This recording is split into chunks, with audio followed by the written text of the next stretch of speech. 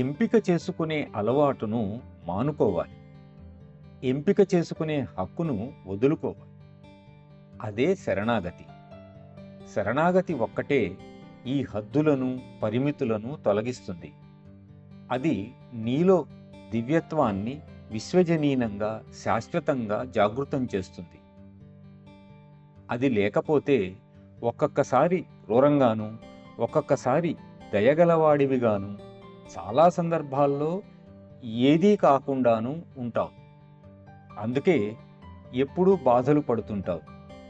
కానీ ఆ దివ్యత్వాన్ని నీలో ప్రసరింపనిస్తే నీలో దయ, క్రూరత్వం, సంతోషం, బాధ అనేవి ఉండవు. నీవు జీవించి ఉన్నవాడివి కాదు, మృతుడివి కాదు. అప్పుడు బాబూజీ అన్నట్లు ఆధ్యాత్మికత అంతిమ లక్ష్యమైన జీవన్మృతుడవు అవుతావు.